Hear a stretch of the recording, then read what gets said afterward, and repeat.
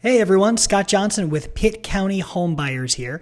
I just wanted to reach out to you and go over this article in more of a step-by-step fashion and give a couple of insights to it because really this is an extremely important article, especially if you are right now looking at selling your home or maybe you've inherited a home that you need to get rid of or sell. It could have been sitting there for a while, or maybe you're in foreclosure, or hopefully not, but going through a divorce.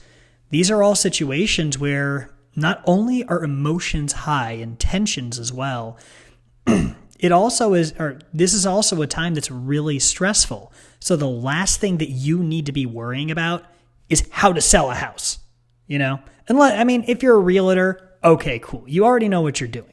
But what I want to go over with you is kind of the costs associated with selling your house, because a lot of people say, hey, I'm going to throw a for sale by owner sign up in my yard and poof, I'm good to go, right? Kind of. Of course, if you put it on Craigslist and Zillow and do all the free advertising, you are going to technically save money there. But imagine if you get it under contract with somebody or they say, hey, I want it. And then the inspector comes through and they say, oh, by the way, all these things need to be done. Well, how do you account for that in the negotiation process? How do you navigate that? All right, so I think I'm kind of going into the material here. So let me go ahead and just kind of take it back a little bit and we'll go ahead and discuss it. So the first cost that you're going to have when you're selling your home are going to be repairs. Now, there's two situations. A situation where you want to repair the things that need to be fixed in your house, and the situation where you don't want to repair them. You don't want to put out the money to do that. All right. So let's talk about situation number one. Situation number one, obviously, if you want to do the repairs so you can maximize a return on your home, you're going to want to get in touch with the contractor. Now, one key tool to this, and this is something that I learned that is a really, really good freebie for you guys, is if you want to have repairs done, what you do is you advertise an open house for contractors. All right, and you advertise it for a day during the week, Monday through Friday, since that's when a majority of them are available. And you say it's at 2:00, put it in the paper, on Craigslist, call a few of them and say, hey, listen, I'm doing an open house. Well, I want you guys to walk through and figure out the repairs that need to be done and give me your bid on those repairs. So what that does, why would you do that? Why would you want a whole bunch of them in your house at one time? Well, one, because then they're like, oh my gosh, there's a bunch of people here. I better go ahead and make sure I get a good price on this. So saves you money, drives the price down by increasing competition. Right?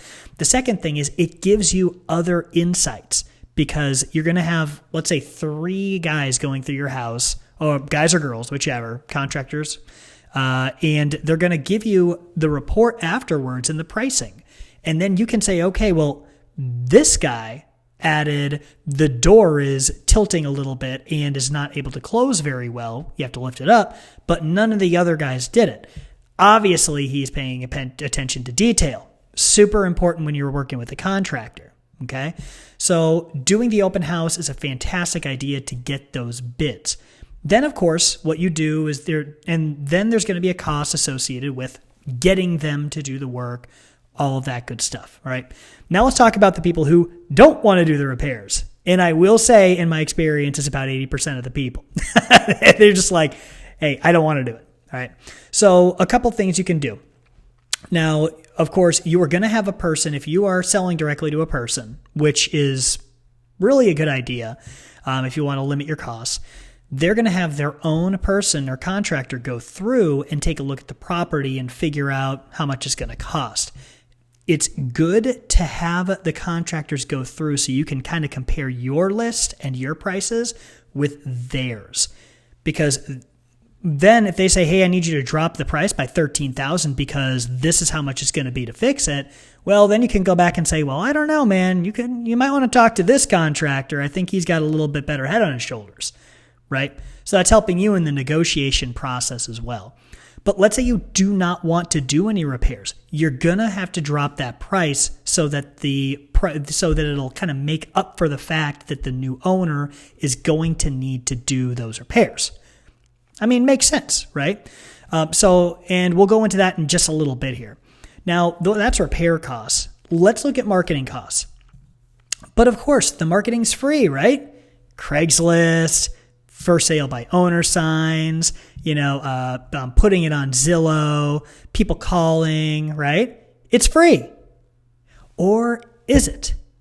So the interesting thing in today's modern day society is a lot of people put a lot of value on money. And money is kind of what makes the world go round. And it's important that they're able to save money and just kind of do the work themselves. Well, let me tell you guys a little about another asset that is a little bit more important than money. Time. All right. We have a finite amount of time, but as the Federal Reserve has shown, there is an infinite amount of money and ways that we can get it. Now, I completely understand most people, money's tight. I completely understand that. But keep in mind that your time is extremely valuable as well. Your power to earn is the most important thing you have at this point in time. So if you are, going through calls for people who are wanting to buy your house and then setting up appointments and then they come to see it and you have to be there and yada, yada, yada. Of course you could get your brother, your sister, your cousin to do it, but how many are they going to do before they say, okay, you're not paying me, so why am I going to keep doing this? Right? So time is an extremely important thing to take into consideration when you're looking at your marketing. Yes, it's free, but how much time do you want to spend on that? Okay? So extremely important to think about that there. But marketing costs, you could also do things like active listings where, not MLS listings, but where you can pay to advertise your property and things like that. So those costs can be there too. It's a lot of things to juggle, and really the biggest cost on that is going to be your time. Now, let's talk about holding costs. Okay, so what's a holding cost? Obviously, if you are looking to sell your property, you still currently have it. Now, some people, let's say, we've worked with clients who have moved out of town all of a sudden because their job, either A, they got laid off, or B, their job said, no, we want you over here in Saskatchewan. All right? Yeah, go on, let's go. And, they say, pack up and move. So, and if you really think about it, what happens when, let's say, the Boeing plant closed? I can't remember where that was. I think it was Iowa or something. But that Boeing plant closed, like thousands of people no longer had a job. So what did they have to do? Pick up and move. And if they stayed there and couldn't find a job that paid similar, well then, they had holding costs on their property because they still owned it, and they had to keep paying it. So I kind of went off on a tangent there, but ultimately the idea is when you own the home still and it's on the market and you have not sold it, you're going to have to pay holding costs. That is your mortgage payment if it's not completely paid off, free and clear. Your insurance, your electric bill, your water bill, your taxes, and imagine the repairs as well. Those are things that are going to come up even if the house is sitting. In fact, it's a little bit of a misnomer. People think, if I let it sit for a few years, it'll be just fine. And not in my experience. The longer a house sits and is not in use, the more damage can be caused over time because of lack of upkeep. So it's extremely important that, let's say you have a property that you just inherited from, maybe a family member who unfortunately passed away. Well, talk to the family and the heirs, unless you're the only one, and say, listen, let's look at this. Are you going to buy it? Do you want it? No? Okay, let's move it along. Because all it's going to do is sit there. In fact, I've got one on my road on County Home Road, and I'm frequently trying to get up with the person and say, hey, I'm here to help. But, they want to, their family has grandiose ideas of, hey, I want to rent it out, or, fix it up and rent it out. And it's in really bad shape. Or I want to tear it down and put a double wide there and go ahead and rent it out. These are really good ideas. The only issue, and I'm sure you'll agree too, is when you have 7 heirs, 5 of them who are married, sometimes that's a little bit hard to figure out.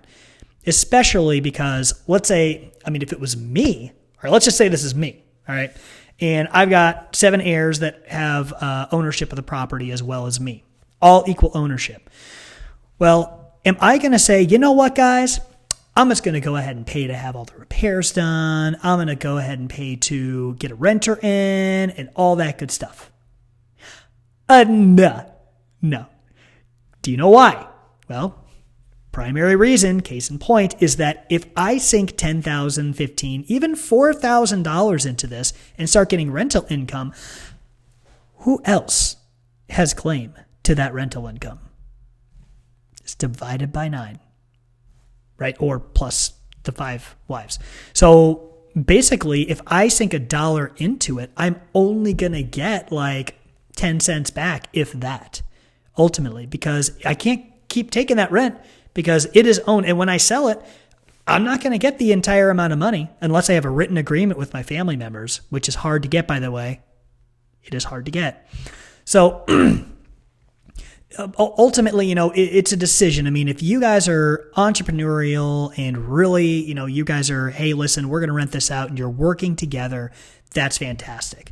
But if it's a case where you have 7 or 10 people that are involved and they're just like, everyone's got a different idea and some people don't want to do anything and other people are like, hey, I need you to pitch in, and no one wants to do it, it's probably best to go ahead and just sell it. But that's just my opinion. Okay, just my opinion. Go ahead and actually, if you're in that situation, talk to your family and have them watch this video. Go ahead and send them a link so they can kind of watch it. All right. So that's holding costs, agent costs. So one fantastic way, in fact, I've got a partner now. Another big boon for you guys is that I actually have a partner who is a broker. So what we do is when we go take a look at your property, we give you 2 things. We give you a cash offer, as well as a listing offer, which is really, really, it's not heard of in this market. That's something that you are absolutely not going to get right now unless you're going with Pitt home buyers. Now, agent cost though. So normally the average cost of the agent is around 6%. All right. Now, and an agent is a fantastic tool to have in your belt. All right. In fact, if you haven't talked to an agent yet, I'd ask you why you haven't. And if you want to set up a time to talk with my partner, go ahead and send us a message, send us your information, and I can go ahead and we'll get you scheduled up. But Catherine's fantastic. She knows the market. Been living here, God knows, her whole life. And they actually her family are entrepreneurs here in the area, have a business in downtown Greenville. But you have those 6% fees. Also, and that's agent costs. Now, there's other costs associated with staging too. If they tell you, hey, you need to paint, or you need to change carpet, or you need to do this, or this, then that kind of circles back around to repairs, right? So you're going to have to pay for that anyway. Unless you just give them a credit or something. I can't remember. I'll actually have her. She's actually going to do a video with me and we'll post it up here for you guys just so you can kind of take a look at it, answer a couple of questions for you. But anyway, so you have the agent costs that are about 6%. So really, if you add all those up, the repairs, the holding costs, the cost of listing or marketing, you're going to come up with a substantial amount of money in a lot of cases. Well, the question is, would you like to go through all that and have to manage your own closing and pay closing costs, by the way? Normally, what I'm seeing right now is about $300 of seller-paid closing costs at closing, on top of paying your taxes, of course, right? Because that's taken out at closing by the attorney. But you're going to already have a good chunk of change taken off it. So what other options do you have? Well, you have house buyers like us, because that's what we do, literally. We give cash offers for houses. All right. So selling your house directly is especially when it's someone who has a lot of experience, especially in this area of Pitt County. Listing as is another way that you can, of course, make sure that you can kind of get it moved without reducing your costs. Because selling as is means you don't have to do any repairs, and the buyer agrees that, yeah, I'm buying it as is, and I understand that. I know what I have to do, right? And that's the thing is we buy houses as is. You don't have to do any of the other stuff, okay? Also offering credit. Let me see. If you would still list your house in Greenville Real Estate Agent, don't want to spend any money. There it is. It's a credit. Okay, cool. So offering a credit for one unit we actually just, my partner just listed. We took a look at it about a week ago. We were walking through and she said, yeah, they're just going to need to do a credit of $1,500 for carpet. I'm like, okay, that sounds cool. And we put that in the listing letter and said, hey, listen, this is what she said, this is what I can list it for. And then she said, you're just going to have to do a $1,500 carpet credit or change a carpet yourself. What do you want to do? And since this person was in Raleigh, and she's a very sharp individual, I'm sure she's probably going to do the credit because it's a lot easier, But anyway, guys, I really appreciate you taking time to sit down and listen to me. If you have any questions, or if you're watching this maybe on Facebook or something like that, go ahead and click the link, shoot back to the site, and off to the right-hand side, actually the right-hand side in the very bottom, you can go ahead and send me your email address, things like that. We can get in contact and I can answer any questions you have. You can also just click contact us and then you can ask the questions through there as well. But anyway, thanks so much for talking to us, guys. Make sure to keep an eye out for our posts because what we're doing is providing content that will help you while you are trying to sell your house. Again, this is Scott Johnson with Pitt County Home Buyers. Thanks so much for watching and have a great day.